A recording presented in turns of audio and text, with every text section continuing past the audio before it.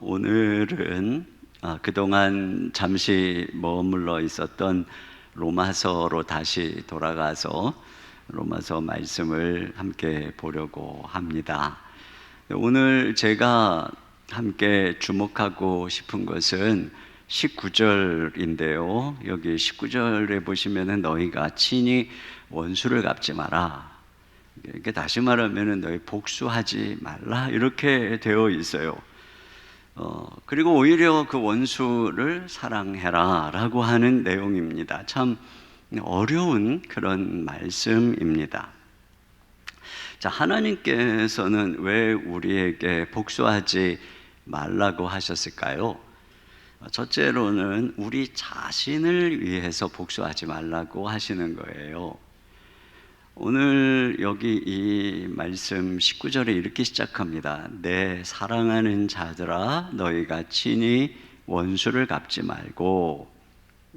근데 이 앞에 권면들이 쭉 있는데 유독 이 말씀 앞에서 내 사랑하는 자들아 이런 얘기를 하고 너희가 친히 원수를 갚지 마라 이렇게 하고 있어요.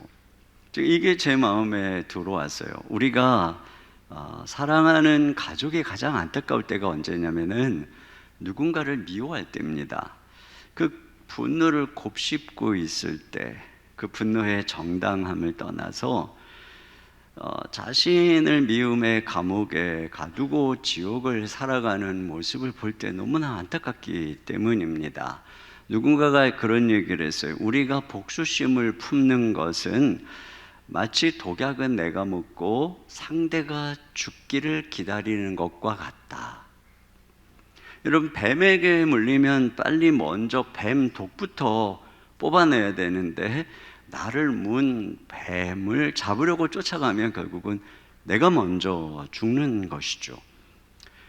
팀 켈러 목사님은 그의 용서를 배우다라고 하는 책에서 영어의 이 분노라고 하는 레스라고 하는 단어가 이 고스트라고 하는 이 유령이라고 하는 말에서 파생이 됐다고 하면서 전설 속의 유령들은 자기가 피해를 입은 장소에 머문다는 것입니다.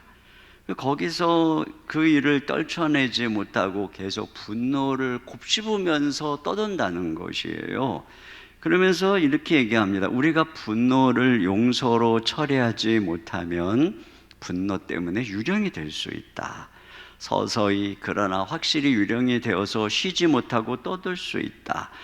과거에 지배당하는 사람은 뭔가에 씌운 사람이다. 이런 얘기를 했어요.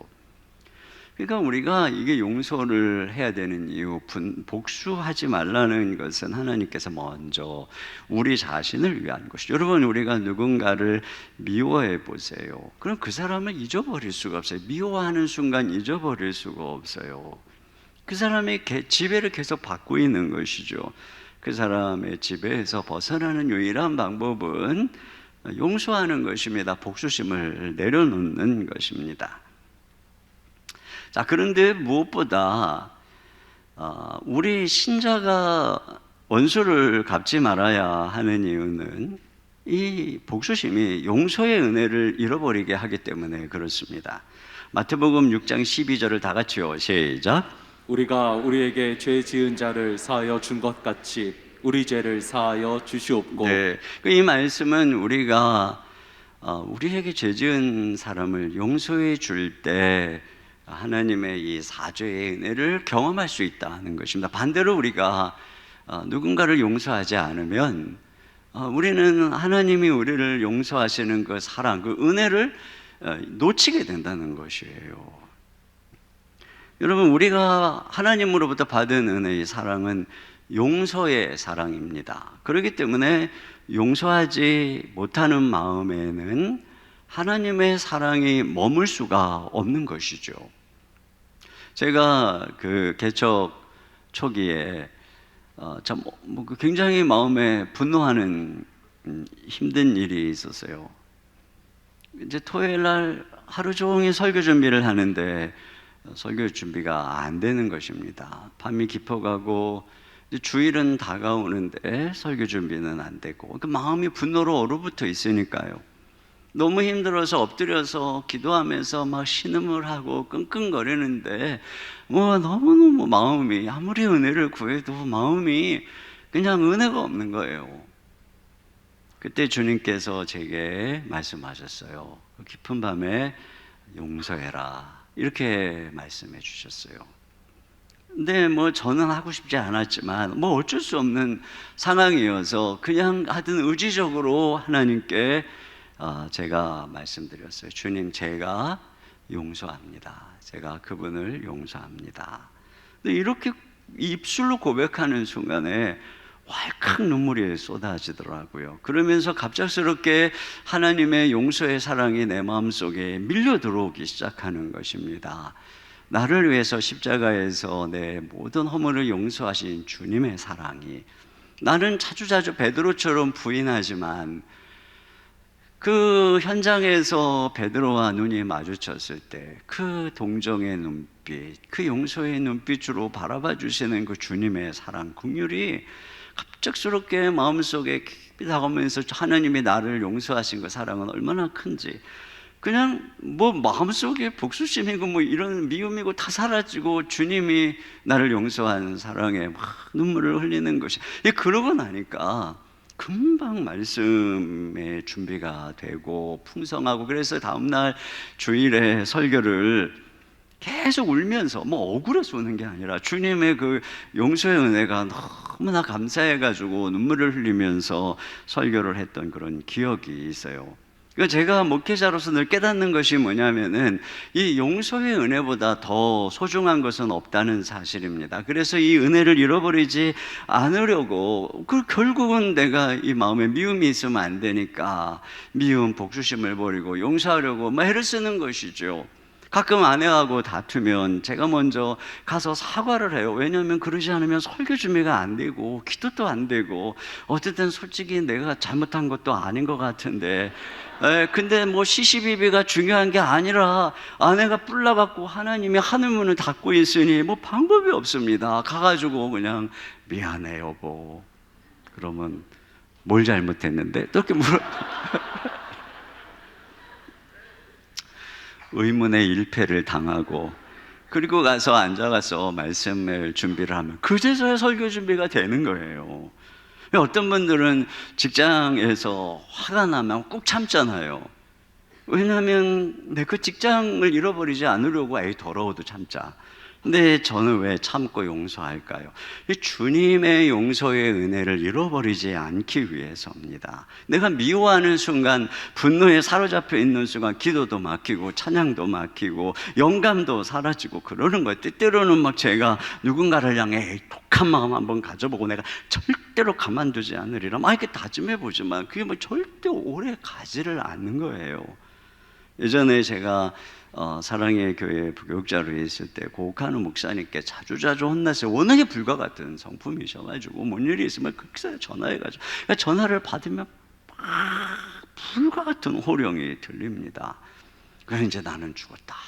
그리고서 이제 나중에 목사님 만나러 다른 일로 가보면 완전히 언제 그랬냐는 그런 표정으로 바뀌어 계시는 거예요. 한 번은 어느 목사님이 사고를 쳤어요. 그래서 오카는 목사님이 화가 나셔가지고 전화를 하는 겁니다. 근데 제가 그 목사님 옆에 있었는데 전화가 계속 이제 비서실에서 계속 전화가 오는 거예요. 나 안 받는 겁니다. 안 받아. 그 왜 안 받냐? 그랬더니 지금 내가 사고를 쳐서 지금 전화 받으면 나는 죽는다. 안 받는다는 거예요. 안 받으면 더 죽는 거 아니냐? 그랬더니 아니다. 이 소나기만 피하면 목사님은 다 잊어버린다. 그러는 거예요. 진짜 끝까지 안 받더라고요. 제가 다음날 물어봤어요. 무사하냐? 그랬더니 목사님 오늘 아침에 뵀는데 다 잊어버리셨어. 그러시더라고요. 이게 지혜였는데 그때 그걸 제가 왜 꼬박꼬박 전화를 받았는지 모르겠어요. 제가. 그러니까 이게 이 주님의 은혜 때문에 목사님의 마음속에 어떤 분노를 계속 담아두실 수가 없는 거예요. 여러분, 신자에게는 이 은혜가 전부입니다. 은혜가 나를 영원히 용납했고, 은혜가 매일 나를 용서해 주시고, 은혜가 내 어두운 자아상을 밝혀주시고, 모든 상처를 씻어주시고, 은혜가 기도의 하늘문을 열어주시고, 은혜가 우리의 좁은 마음을 넓혀주시고, 지혜를 주시고, 갈 길을 인도해 주시고, 은혜가 내 모든 실수도 합력하여 선을 이루고 나를 날마다 예수님의 형상으로 빚어주시니까, 그 은혜가 모든 것이죠. 그러니까 이것을 잃는다면 우리는 가장 큰 보화를 잃어버리는 것이죠. 그러니까 우리가 우리 마음속에서 지켜야 되는 것은 자존심도 아니고 체면도 아니고 우리의 의도 아니고 무엇일까요? 주님의 용서의 은혜인 것입니다. 여러분, 우리를 용서하시고 우리의 의가 되시는 예수님을 아는 지식보다 고상한 지식은 아무것도 없어요. 어떤 철학도 어떤 이 세상의 자랑거리도 그 앞에 비하면 다 배설물이고, 정말 가장 존귀한 은혜, 그것이 바로 우리 주님의 용서의 은혜, 우리를 용서하신 예수님을 아는 지식인 거예요. 그래서 우리는 그 소중한 것 때문에 용서하는 것입니다. 두 번째로, 하나님이 원수를 갚아주시기에 친히 복수하지 말아야 합니다. 자, 19절이요. 다 같이 읽습니다. 시작. 내 사랑하는 자들아, 너희가 친히 원수를 갚지 말고 하나님의 진노하심에 맡기라. 기록되었을 때 원수 갚는 것이 내게 있으니 내가 갚으리라고 주께서 말씀하시니라. 네. 그러니까 원수 갚는 것이 내게 있다는 것은 이게 하나님의 일이라는 것이죠. 그러니까 하나님께서 재판관이시고 하나님께서 심판자시라는 것이에요. 그러니까 우리가 사사로이 복수하는 것은 월권이고 죄라는 것입니다. 우리나라에 법이 있는데 경찰도 있고 검찰도 있고 사법부가 있는데, 자기가 직접 막 칼 들고 총 들고 범인을 잡겠다고 한다면 그것은 범죄인 것이죠. 마찬가지인 것입니다. 하나님께서 내 모든 복수가 나에게 있다 하는데 내가 원수를 갚겠다고 하면 그것은 하나님 앞에서 죄악인 것입니다. 이 다윗이 자기를 죽이려는 사울에게 얼마나 많은 원한이 있었겠어요. 그를 생각하면 마음속에 얼마나 큰, 그런데 사사로이 복수를 안 하잖아요. 다윗이 사울을 기름 부음 받은 자라고. 근데 그 이유에 대해서 이렇게 얘기합니다. 사무엘상 24장 12절입니다. 시작. 여호와께서는 나와 왕 사이를 판단하사 여호와께서 나를 위하여 왕에게 보복하시려니와 내 손으로는 왕을 해하지 않겠나이다. 네, 그러니까 하나님이 보복하시는 분이다. 하나님께서 재판장이시다. 그래서 내가 친히 복수하지 않겠다라고 하면서 그 다음 절에 이렇게 얘기합니다. 시작. 옛 속담에 말하기를 악은 악인에게서 난다 하였으니 내 손이 왕을 행하지 않게 하니. 그렇습니까? 내 손으로 왕을 해하고 내가 복수하려고 하는 것은 그것은 악이라고 이렇게 말씀을 하고 있어요. 우리는 여러 가지 모습으로 복수를 하려고 합니다. 어떤 사람은 폭발형으로 복수를 해요. 마치 폭탄을 터뜨리고 화산을 분출시키듯이 악을 쓰고 겁을 주고 폭력을 휘두르고 총기를 난사합니다. 이런 복수는 값비싼 대가를 치르게 됩니다. 어떤 사람은 누수형으로 복수를 합니다. 폭발하지는 않지만 조금씩 흘리는 거죠. 비판하고 빈정대고 비협조적으로 행동하고 또 뒷담화하고 험담하고 속에 앙심을 품지 않고 엘리베이터에서 만나도 쳐다보지도 않고 말도 안 섞고 무시하는 방식으로 복수합니다. 여러분, 이런 사사로운 복수 역시 하나님 앞에 옳은 것이 아니죠. 어떤 사람은 억압형으로 복수합니다. 속으로 꾹꾹 누르다 보니까 속에서 곰조 위궤양이 걸리고 고혈압이 걸리고 우울증이 걸리고 공황장애에 시달리고, 그렇게 해서 상대가 사랑하는 나를 죽이는 거예요. 그렇게 복수하는 것입니다. 그렇게 상대를 조종하는 것입니다. 이 모든 것이 바로 복수, 그러니까 하나님 앞에 의롭지 못한 행동이라고 하는 것이에요. 여러분, 한나와 브니나는 어떤 면에서 보면 서로 상처를 주는 사이입니다. 브니나가 볼 때 한나는 늘 남편 엘가나의 사랑을 독차지하고 있으니 그 얼마나 브니나의 마음에 상처가 됐겠어요. 그 남편 사랑을 뺏어가는 한나를 보면 막 일생의 원수고 막 없어지기를 바라고, 이런 마음. 막 엄청 마음속에 상처와 이걸 받고 있었겠죠.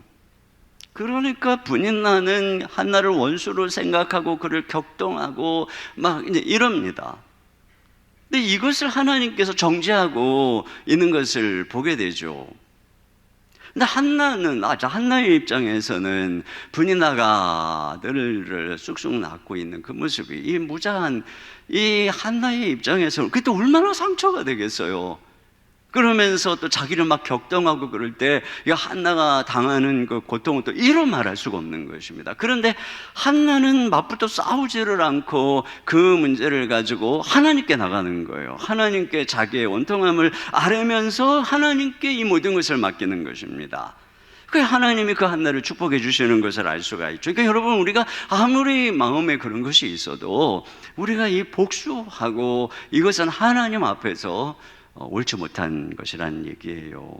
그럼 우리가 어떻게 되느냐? 자, 이 재판장이신 하나님, 우리의 원수 갚는 것을 그분께 맡겨야 된다는 것이에요. 그래서 여기 보면은 하나님의 진노하심에 맡기라 이렇게 되어 있습니다. 여기 맡기라고 하는 것은 뭐냐면은 그 재판장이신 주님 앞에 올려놓으라는 것입니다. 네 그 억울한 사정을, 그러니까 하나님께 이거 송사하라는 것이에요. 여러분, 우리가 하나님이 재판장이라고 하는 것을 믿는다면, 그렇다면 우리가 하는 믿음의 표현이 뭐냐면은 실제적으로 내 억울한 원한을 하나님께 가지고 가는 것입니다. 그분께 맡기는 것입니다. 그러면 어떤 방식으로 우리가 하나님께 우리의 원한을 맡길 수 있는가? 이것을 예수님이 친히 가르쳐 주셨어요. 누가복음 18장 3절을 다 같이 봅니다. 시작. 그 도시에 한 과부가 있어 자주 그에게 가서 내 원수에 대한 나의 원한을 풀어주소서 하되. 근데 여기 주님이 예시로 든 이 과부의 원한이 뭐냐면 원수에 대한 원한이라고 얘기를 하고 있어요. 그 원한을 풀어주십시오라고 이렇게 요청을 하고 있는데, 이 단어는 뭐냐면 에크디케시스라고 하는 헬라어로서 복수해달라, 뭐 이런 의미인 것입니다. 근데 이 과부가 끈질기게 이 불의한 재판관을 찾아갔더니, 자, 결국은 그 요구대로 원한을 풀어줬다는 거거든요. 그러면서 뭐라 그러냐면은, 자, 7절 다 같이요. 시작. 하물며 하나님께서 그 밤낮 부르짖는 택하신 자들의 원한을 풀어주지 아니하시겠느냐? 그들에게 오래 참으시겠느냐?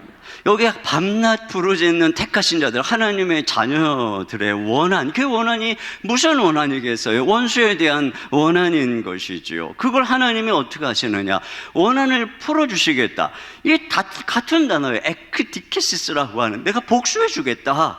바로 그 얘기를 하고 있는 것입니다. 이게 이렇게 우리 예수님께서 우리에게 있는 원한에 대해서 사사로이 복수하지 말고 하나님 앞에 나아가서, 재판장이신 하나님 앞에 나아가서 그 원한을 갚아달라고 부르짖어라. 이게 송사예요. 이게 하나님께 맡기는 행위인 것입니다. 여러분, 다윗도 자기의 이 원한에 대해서 하나님이 보복하고 갚아주실 것이라고 말하면서 24장 15절에 또 이렇게 얘기합니다. 시작. 그런즉 여호와께서 재판장이 되어 나와 왕 사이에 심판하사 나의 사정을 살펴 억울함을 풀어주시고 나를 왕의 손에서 건지시기를 원하나이다. 그렇습니다. 이렇게 지금 하나님께 간구하고 나가고 있다는 것을 보여주는 것이죠. 그래서 시편에 보면은 그가 늘 이런 문제 가지고 하나님께 마음을 토하고 있는 것을 알 수가 있어요. 시편 62편 8절입니다. 시작. 백성들아 시시로 그를 의지하고 그의 앞에 마음을 토하라. 하나님은 우리의 피난처시로다. 네, 마음을 왜 토하겠어요? 마음에 응어리가 많고 상처와 억울함이 많으니까 그걸 하나님께 가서 토하라고 하는 것입니다. 그래서 심지어 그 시편에 보면은 저주하는 기도까지 있는 것을 우리가 알 수가 있어요. 근데 여러분, 이러한 기도는 오늘 본문의 가르침하고 배치되는 듯이 보이지 않습니까? 여기 14절 말씀을 보시면은, 자, 14절 다 같이요. 시작. 너희를 박해하는 자를 축복하고 저주하지 말라. 네, 그러니까 박해하는 자를 축복하래요. 그리고 저주하지 말래요. 오늘은 이 말씀하고 좀 뭔가 좀 충돌되는 것처럼 느끼지 않습니까? 원수의 원한에 대해서 하나님 앞에 가서 그 원한을 갚아달라고 기도하라고 하시면서, 또 한편에서는 그 나를 박해하는 자가 원수겠죠. 그를 축복하고 저주하지 말래요. 여러분, 이것은 무엇을 의미하는 것일까요? 우리가 먼저 우리 안에 있는 이 분노와 억울함과 원통함을 하나님 앞에 내려놓지 않으면 우리는 절대로 이 명령을 실행할 수가 없는 존재입니다. 여기 14절부터 18절까지 이 박해하는 원수에 대해서 우리가 어떻게 해야 될지에 대해서 쭉 이야기를 해요. 축복하고 저주하지 말라고 그러고, 함께 울고 함께 웃으라고 그러고, 또 가급적이면 화목하고, 또 선을 행하라 그러고, 굶주리거나 목마르면 가서 선을 베풀라고 이렇게 이야기를 합니다. 그런데 우리가 그렇게 할 수 있는 이유가 이 19절에 있는 것입니다. 이 19절, 그러니까 먼저 우리 안에 있는 그를 향한 원한과 이 분노, 복수심의 문제를 해결해야 되는데, 그걸 먼저 우리가 우리 위해서 이 복수를 해주시는 하나님께 맡기라고 하는 것입니다. 그래야 우리가 이 명령을, 여기에 있는 이 로마서의 명령을 수행할 수가 있는 그런 존재라고 하는 것이죠. 이게 전제되고 있는 거예요. 여러분, 한나 같은 경우에 분인화로 인해서 여기 마음에 1장 사무엘상 1장 16절에 보니까 나의 원통함과 격분됨이 많기 때문이다. 이렇게 원통하고 마음에 분노가 가득해요. 근데 그거 어떻게 되냐? 10절입니다. 시작. 한나가 마음이 괴로워서 여호와께 기도하고 통곡하며 또 15절이요. 여호와 앞에 내 심정을 토한 것뿐이오니. 그렇습니다. 이거 제 심정을 토하는 거예요. 똑같이 마음을 쏟아내는 것입니다. 그 한나가 결국에는 어떻게 해요? 그가 이제 더 이상 수색이 없는 그런 편안한 모습으로 돌아가서 먹고 마십니다. 더 이상 분인나 때문에 격동당하지 않고 다 왜 하나님께 맡겼기 때문에 말이죠. 그는 아마 굉장히 잘했을 거예요. 분인나를 긍휼히 여기면서 말이에요. 이럴 때 우리가 비로소 이런 용서의 이 명령을 수행할 수 있는 그런 존재로 갈 수 있다라고 하는 것이에요. 그러니까 우리가 우리의 모든 것을 하나님께 다 맡기고 그분이 맡으셨다. 그래서 나의 원한을 갚아 주실 것이다 라고 하는 이 분명한 거, 그렇게 되려면 어떻게 되겠어요? 우리가 하나님께 나가서 맡겨야죠. 우리 모든 원통함을 쏟아놓을 때 그렇게 눈물을 흘리면서 하나님께 우리의 아픔을 내려놓고 분노를 내려놓고 마음의 모든 걸 다 토하면서 기도하다 보면은 어느 순간에 주님이 마음에 평강을 주시면, 그래 내가 다 들었다, 내가 다 들어서 내가 알아서 할 테니 너 이제 그만 울어라, 이럴 때가 오는 거예요. 마크 로버츠라고 하는 목사님이 계신데, 이분이 이제 교회에서 사역을 하다가 가장 친한 친구에게 배신감을 느끼는 일이 생겼어요. 근데 이 친구에 대한 감정 문제를 가지고 하나님 앞에 기도를 하는데 이 분노의 불씨가 계속 남아있는 겁니다. 그러니까 용서해야 된다는 것은 알았는데 마음속에 있는 복수심, 미움이 이게 해결할 방법을 모르겠는 거예요. 사라지지를 않는 것입니다. 그러다가 이분이 이렇게 이제 시편에 있는 저주하는 시, 저주시를 읽었는데, 그 시를 읽으면서 이 시편 기자가 그 원수를 저주하는 감정이 그 내가 친구에 대해서 느꼈던 것과 너무나 비슷하다는 것을 깨닫는 것입니다. 그러면서 그 시편을 읽으면서 마음속에 하나님이 너도 이 시편 기자처럼 네 마음에 있는 분노를 내 앞에 내려놓아라, 이런 걸 느낀 것입니다. 그래서 그가 하나님 앞에 기도하는 거예요. 그를 죽고 망하게 해달라고 기도하는 것은 아니지만 그 친구가 내게 주었던 아픔을 그도 또한 느끼게 하고 싶은 생각을 하나님께 아뢰는 것이죠. 혼란스럽고 고통스럽고 원한에 찬 마음을 주님 앞에 털어놓는 순간에 눈물이 나고, 한편에서는 막 저주 같은 소리가, 한편에서는 눈물로 막 회개하는 막 기도가 막 어우러져서 막 뒤죽박죽이 되고 막 눈물로 뒤범벅이 됐대요. 그리고 이 목사님 말씀이 그 기도 응답으로 하나님이 그 친구에게 어떻게 했는지는 모르겠답니다. 하나님께 다 올려드렸기 때문에 그건 내 알 바 아니다 라고 하는 생각이 들더래요. 그러나 이런 과정에서 하나님이 목사님 안에서 일을 행하신 것입니다. 분노와 고통스러운 마음을 드리는 동안에 성령께서 미워하는 분노하는 골마 있는 영적 종기를 터뜨린 거예요. 그것이 막 흉한 것들이 다 흘러나왔죠. 하나님 앞에서 말이에요. 근데 그것들이 터져지면서 곧 하나님의 사랑이 흘러 들어와서 그 쓰라린 마음을 싸매주고 주님의 용서의 은혜가, 사랑의 은혜가 막 흘러 들어오기 시작을 했는데 이 친구가 자기를 배신한 몇 달 동안 느껴보지 못했던 하나님의 그 풍성한 위로를 느꼈다는 것입니다. 그리고 이런 은혜 속에서 다시 회복이 되고 보니까 오히려 그 친구에 대한 연민의 마음이 생기고 또 그 친구를 용서할 수 있는 능력까지 얻게 됐다는 거예요. 그래서 그 친구를 다시 보면서 나름 내가 할 바를 하자, 친절하게 응대할 수 있었다는 거예요. 이게 하나님의 방식이라는 것입니다. 그러니까 우리가 하나님께, 우리가 개인적으로 막 그 사람하고 싸우고 복수할 게 아니라 하나님 앞에 나가서 해결해야 되는 것입니다. 마지막으로 세 번째는, 우리는 선으로 악을 이기도록 부름받았기 때문에 복수하면 안 된다는 것입니다. 자, 20절 21절입니다. 시작. 내 원수가 줄이거든 먹이고 목마르거든 마시게 하라. 그리함으로 내가 숯불을 그 머리에 쌓아 놓으리라. 악에게 지지 말고 선으로 악을 이기라. 네, 여기 보면은 우리가 어떤 부름을 받았냐면은 악에게 지지 말고 선으로 악을 이기도록 부름받은 존재라고 하는 것입니다. 여러분, 우리가 이게 복수심이 자꾸 우리 속에 불타고 그걸 내려놓기 싫은 이유는 뭐냐면, 그렇게 하지 않으면 내가 막 바보 같고 내가 막 겁쟁이 비겁한 것 같고 이런 생각이 들기 때문에 그런 것입니다.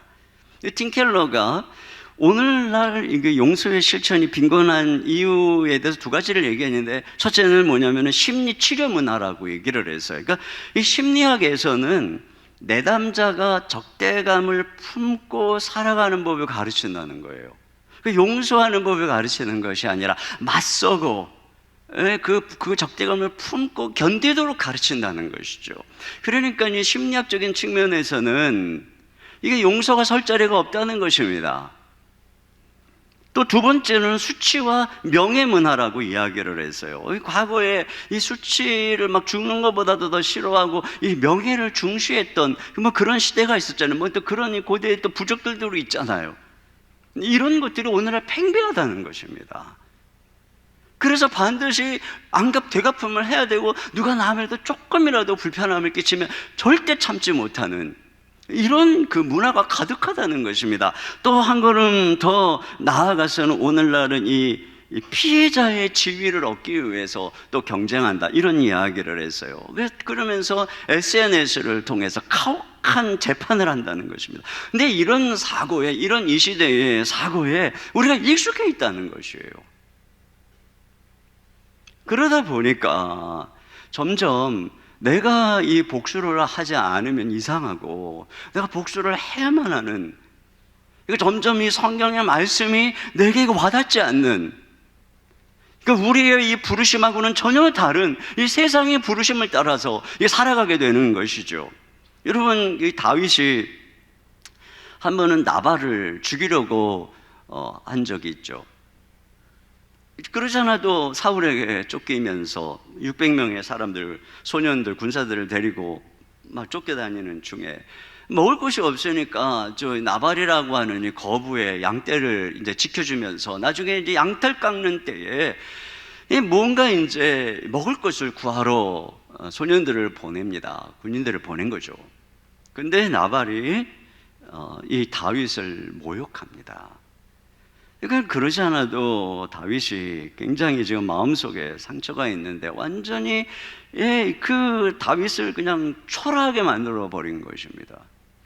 그 다윗의 입장에서 보면은 사람들이 자기를 쳐다보고 있어요. 600명의 굶주린 백성들 앞에서 지금 다윗이 이 나발에게 망신을 당했는데, 그러니까 부하들은 지금 과연 다윗이 어떻게 할 것인가를 보는 것이죠. 여기서 그는 자기가 강한 자라는 것을 보여줘야 뭐 그래야 따라올 것이 아닌가, 이런 생각을 했을 것입니다. 그래서 칼을 뽑고 군사들을 데리고 나발을 죽이러 갑니다.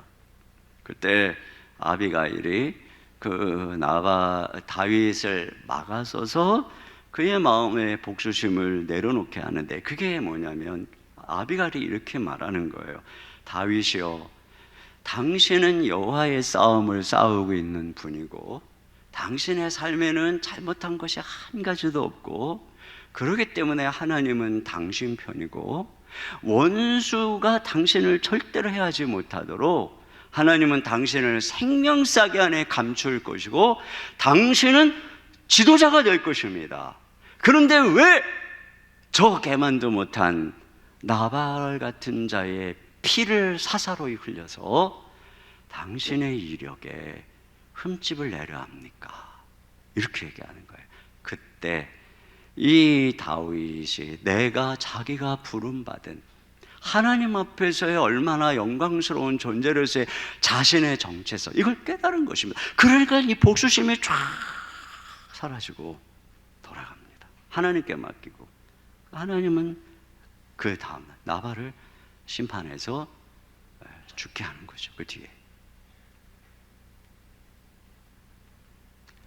이거 우리가 이와 같이 우리가 어떤 부르심을 따르고 있는가, 이게 되게 중요해요. 저는 종종 이제 이렇게 막 스트레스가 있거나 막 이럴 때 월요일 날 뭐 스트레스를 푸는 방법 중에 하나가 영화를 보러 가는 건데, 영화도 저는 막 생각하게 하고 이런 영화는 안 보고 단순하게 막 때려 부시고 막 악당 처벌하고 막 멋지게 복수 하고 딱 그냥 와 시원하다, 이런 영화를 제가 종종 보거든요.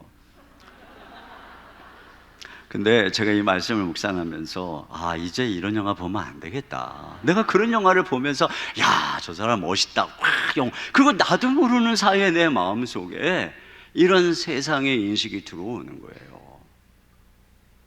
이건 우리의 부르심이 아닌 거죠. 그러면 우리는 어떤 부르심입니까? 우리는 악을 악으로 갚는 것이 아니라 선으로 악을 이기는 부르심. 베드로전서 3장 9절을 다 같이요. 시작. 악을 악으로 욕을 욕으로 갚지 말고 도리어 복을 빌라. 이를 위하여 너희가 부르심을 받았으니 이는 복을 이어받게 하려 하심이라. 네. 여러분, 여기 복을 이어받는다라고 하는 것은 제가 여기서 두 가지 뉘앙스를 가지게 돼요. 하나는 하나님 앞에서 나중에 이 복을 받는 그 삶이 뭐냐, 이 악을 악으로 갚지 아니하고 이 축복을 빌 때, 또 한 가지는 이 복을 이어받는다고 했을 때에 그 아브라함의 이 복 말이죠. 이걸 이 상속받는, 이 상속의 헤리티지, 이 바로 그 단어거든요.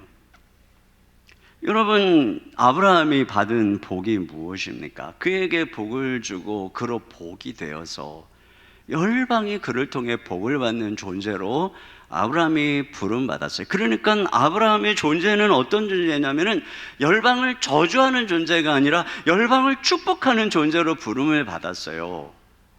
너를 저주하는 자를 내가 저주한다라고 했잖아요. 그러니까 누군가가 너한테 잘못하면은 내가 그들을 심판할 때니까 너는 그런 거 신경 쓰지 말고 그런 거 다 나한테 맡기고 네가 할 일은 한 가지뿐이야. 너는 열방을 축복하기 위해서 존재하는 거야. 이것이 바로 아브라함을 향한 부름이거든요. 그러니까 우리가 이러한 복을 이어받는 상속자라는 것은 결국은 뭐라는 거예요? 악을 악으로 갚지 않고 욕을 욕으로 갚지 않고 그것들은 다 하나님께 맡기고 우리는 그냥 복을 비는 그런 존재로 부름을 받은 것이죠. 여러분, 이것이 우리가 예수님을 믿는 순간에 변화된 존재인 거예요. 예수님을 믿고 예수님의 은혜가 함께할 때 우리 안에는 아까도 제가 말씀드렸지만 이 잔인한 마음 또 이런 어떤 앙심 분노 이걸 오래 품고 있을 수가 없어요. 주님의 은혜는 뭡니까? 우리 안에 있는 사나운 뿔, 이빨, 발톱 다 뽑아버리는 것입니다. 그리고 오직 우리 신자들의 무게는 하나밖에 없어요. 착함, 거룩함, 용서, 사랑, 순결함, 비폭력, 그리고 어떤 상황에서도 그들을 위해 축복하는 기도. 이것 외에는 우리의 그 무기가 없다는 것이에요. 이것이 바로 우리의 주 예수 그리스도가 보여주신 바로 그 모습이라고 하는 것이죠. 이렇게 할 때에 우리가 선으로 악을 이긴다, 그러니까 악을 변화시켜서 그들로 회개케 한다라고 하는 것이죠.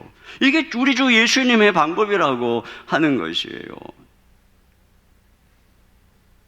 제가 그때 그렇게 용서하고 사죄의 은총을 경험하고 또 주일에 하루 종일 주님의 사죄의 은총이 너무나 감사해서 그래서 이렇게 울면서 종일 이제 설교를 하고 집에 돌아가서 저녁에 오늘 하루에 주신 은혜를 감사하면서 기도를 하고 있는데 기도 중에 제가 마음속에 환상을 본 거예요. 이거 마음속의 환상이죠. 지금도 이렇게 뇌리 속에 선명한 그게 뭐냐면 주님이 처음 앞에 큰 십자가를 지고 가시는 거예요. 한참 뒤에 제가 저의 작은 십자가를 지고 따라가는데 앞서 가시는 예수님이 저를 딱 돌아보셨어요. 눈이 착 마주쳤어요. 근데 그때 진짜 너무너무 재밌어요. 그때 주님이 저에게 윙크를 이렇게 하셨어요. 되게 웃기죠. 근데 그게 저한테 어떻게 들렸냐면 이거였어요. 너 나를 잘 따라오고 있구나, 이거였어요. 너 나를 잘 따라오고 있구나. 그때 제가 깨달았죠. 아, 이게 목회구나. 목회는 이와 같이 용서하는 것이구나. 내가 막 하나님의 능력을 받아가지고 뭐라고 한마디 하면 불순종하는 자 막 눈이 멀어버리고 뭐 이런 것이 아니라 막 저주를 받고 막 이런 것이 아니라 막 시시비비를 가리고 따지고 이런 것이 아니라 덮어주고 참아주고 용서하고 이게 목회구나. 그리고 그런 속에서 그가 변화되기를 기다리는 이게 목회구나. 여러분, 여기 그래서 우리에게 선으로 악을 이기라는 것입니다. 악을 이기라고 말씀하는 것입니다. 여러분, 우리가 같이 악을 악으로 맞서면 이 세상에는 악이 더 많이 만들어지는 것이죠. 그럼 이거는 악에게 지는 거예요. 이건 마귀의 전법인 것입니다. 여기 20절 같이 한번 보겠습니다. 20절입니다. 시작. 내가 원수가 줄이거든 먹이고 목마르거든 마시게 하라. 그리함으로 내가 숯불을 그 머리에 쌓아 놓으리라. 네, 숯불을 머리에 쌓아 놓는다는 것은 상징적인 표현으로 전신의 뜨거운 감동에 사로잡히게 한다는 것입니다. 그게 부끄러움일 수도 있고 어떤 감동일 수도 있고요. 그렇게 해서 이런 이 선으로 악을 대하는 이런 속에서 그가 변화된다라고 하는 것이죠. 여기서 이런 방법을 통해서 우리가 선으로 악을 이겨야 된다는 것이에요. 여러분, 요셉의 유혹이 무엇이었겠습니까? 이 형들이 자신들을 팔아서 얼마나 마음속에 배신감, 상처가 가득했겠습니까? 그렇게 버림받아서 고생한 애굽에서의 삶, 결국에는 성공했어요. 국무총리가 되었어요. 국무총리가 되었지만 마음속에는 얼마나 그런 마음들, 또 고향에 대한 생각들, 형들에 대한 아픔이 있었겠습니까? 근데 어느 날 형들이 앞에 온 것입니다. 이때의 이 요셉의 시험, 유혹이 무엇이었겠어요? 복수죠, 복수. 근데 이때 복수하게 되면 하나님의 모든 의도가 다 사라지는 것입니다. 이때 복수하게 되면 선으로 악을 이겨서 하나님의 나라를 이루고자 하고는 주님의 뜻이 사라져요. 요셉은 선을 베풀죠. 용서를 베풉니다. 형들을 용서할 뿐 아니라 형들의 자식까지 내가 다 책임지겠습니다. 그렇게 해서 그 용서와 사랑 안에서 다 변화됩니다. 그래서 그 형들도 다 한 민족을 이루고 하나님의 나라를 이루는 그 놀라운 일들로 변화되는 것을 보게 돼요. 이게 바로 우리 하나님의 방법이라는 거예요. 이게 바로 선으로 악을 이기는 것입니다. 우리나라의 불행이 무엇입니까? 지도자가 되면은 계속 복수를 하고, 그러니 대통령마다 감옥에 가고, 이런 일의 반복이 일어나고, 이렇게 해서 막 악을 처단한다고 하다 보니까 계속 악이 번성하고, 또 국민들도 양쪽으로 갈라져서 서로를 향한 분노로 으르렁거리고, 이게 대한민국에 얼마나 악이 말이죠 가득한지 모르겠어요. 이것은 하나님의 방법이 아니죠. 여러분, 언젠가 하나님께서 모든 악인을 심판하실 것입니다. 우리가 죽으면 그때가 심판날이 될 것이고, 또는 우리 주 예수님이 재림하는 그날이 심판날이 될 것이고, 그때에 모든 마귀와 또 모든 악한 영들과 그리고 악한 자들이 다 불못에 던지게 될 것입니다. 그런데 하나님께서는 악인이 죽는 것을 원치 않는다, 이렇게 말씀하고 있어요. 모든 사람은 다 하나님의 형상으로 지음을 받았기 때문에, 자, 악과 악인은 사람은 구별해야죠. 우리도 마찬가지로 우리 안에 있는 죄의 악과 우리를 구별해야 된다 그랬어요. 이것이 내가 아니라 내 안에 있는 죄구나. 그 악에 사로잡혀서 끌려가고 있는 그들을 하나님께서는 불쌍히 여기신 것입니다. 그래서 그가 죽어서 심판대에 이르기 전에 우리 주 예수님이 재림하셔서 모든 것들을 심판하는 그날이 이르기 전에 하나님께서는 당신의 아들 예수 그리스도를 우리의 모든 죄를 위해서 다 대신 저주를 받고 형벌을 받게 하시고 그 용서의 십자가를 높이 세운 것입니다. 그리고 기회를 주신 거예요. 그가 살아있는 동안 기회를 주신 것입니다. 왜 저 악한 놈을 당장에 죽이시고 심판하지 않는가? 우리 주 예수님의 십자가가 기회를 주고 있는 것이죠. 그 하나님의 사랑이 말이죠. 당신의 아들 예수님을 대신 못 받고 왜 이 악한 세상을 불을 내려서 심판하지 않는가? 우리 하나님께서 그 심판의 날이 이르기 전에 그들이 돌아와서 회개하기를 기다리고 있는 것입니다. 그들이 어떻게 해야 돌아오는 것일까요? 어떻게 해야 그들이 하나님 앞에 돌아올까요? 그건 딱 한 가지입니다. 우리 주 예수님의 방법, 바로 이것이죠. 선으로, 용서로 악을 이기는 것입니다. 그것만이 그들의 인생을 진정으로 바꾸고 그들이 죄를 이길 수 있는, 죄에서 벗어나 구원에 이르는 유일한 방법이라고 하는 것이죠. 그렇게 해서 훗날에, 여러분, 훗날에 하나님의 심판의 날에 그냥 우리가 막 악한 사람들에 대해서 막 정죄하고 심판해서 마지막 그날에 악인들이 다 불구덩이로 들어가는, 이게 하나님의 승리가 아니에요. 이건 마귀의 승리인 것입니다. 하나님의 승리는 그들이 모두가 다 하나님의 은혜로 변화돼서 이 선으로 악을 이겨서 점점 이 세상에 악이 줄어들고 이런 선이 가득한 이 나라를 세워가는 것이 하나님의 방법인 것이죠. 여러분, 우리가 이것을 생각해야 됩니다. 우리가 이것만 생각하면 답이 나와요. 이것만 생각하면 옳고 그름을 따지는 공동체가 아니라 우리가 용서받고 회개하는 우리 공동체에 와서 그래서 변화되는 이런 공동체로 우리가 부름을 받았다는 것은 너무나 답이 당연해지는 것이에요.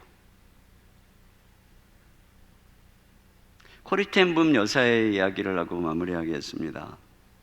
2차 세계대전 당시에 이 코리 여사는 언니와 함께 독일 나치 강제 수용소에 수감이 되었습니다. 거기서 언니는 죽고, 자, 코리 여사는 살아서 주님의 은혜를 경험하고 십자가의 은혜를 경험하고, 그리고 사람들에게 순회 강연을 합니다. 용서의 복음을 전합니다. 그러다가 독일에 가서 복음을 전하게 되었습니다. 거기 가서 사람들에게 우리 주님이 우리의 죄를 용서하셔서 모든 죄를 깊은 바다에 던졌고 우리를 용서하신다라고 하는 복음을 전했는데, 집회가 끝나고 사람들이 다 돌아가는데 한 남자가 그녀에게 다가오는 것입니다. 근데 그 남자를 딱 보니까 알겠는 거예요. 바로 자기가 있었던 그 포로 수용소의 간수였습니다. 그 남자는 자기 관할 죄수였는 줄 이 여인이 몰랐죠. 그러나 코리 여사로부터 이렇게 와서 복음을 전하는 코리 여사로부터 용서를 확인하고 싶었던 것입니다. 그는 자기가 그 간수였다라고 고백을 합니다. 거기서 저지른 모든 잔인한 일들을 고백하며 그리스도께 회개하고 용서를 구했다라고 말을 합니다. 그리고 이야기하는 거예요. 그리고 그런 자신을 용서할 수 있는지 묻습니다. 코리 여사는 그 자리에 얼어붙은 채로 서 있었습니다.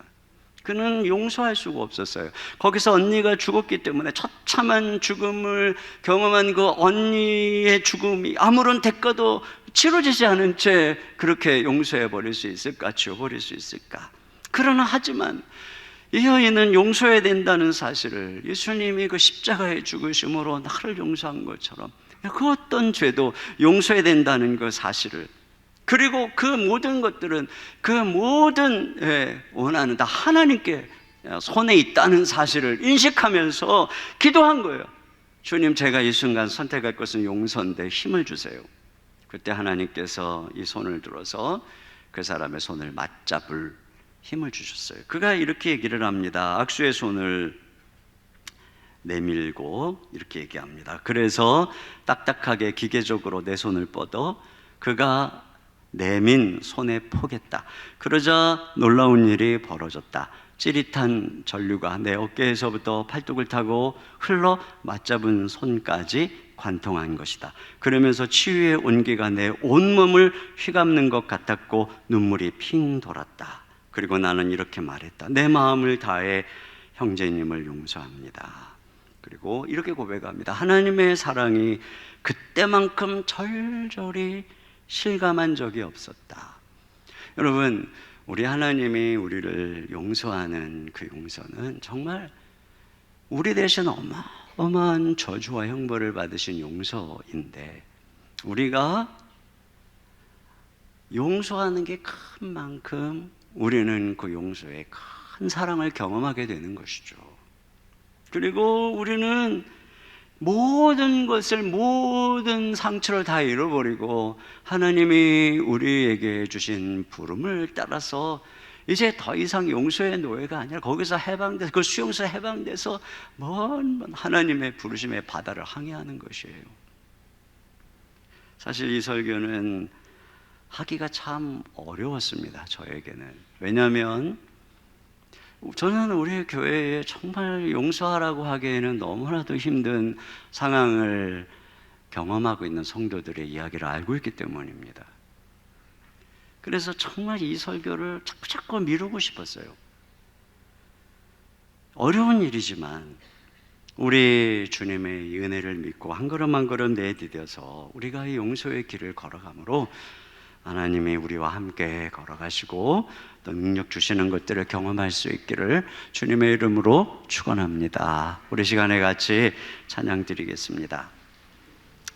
넘지 못할 산이 있거든 주님께 맡기세요. 넘지 못할 파도 있거든 주님께 맡기세요.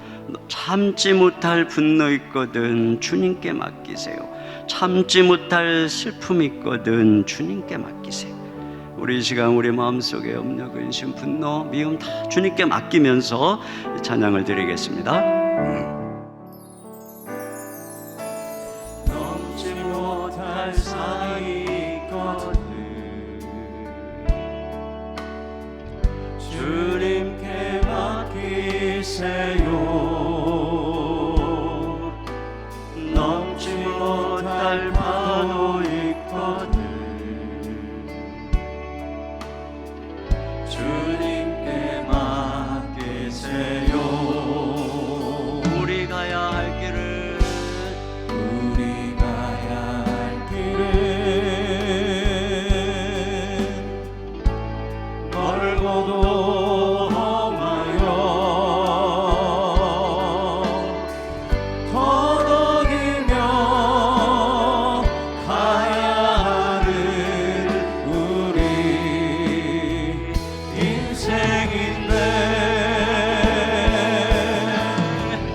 이럴 때 우린 눈물 흘리지 않아요. 주님밖에 없어요. 난 그 길 갈 수 없지만 주님이 함께 가요. 참지 못할 분노 있거든 참지 못할 분노 있거든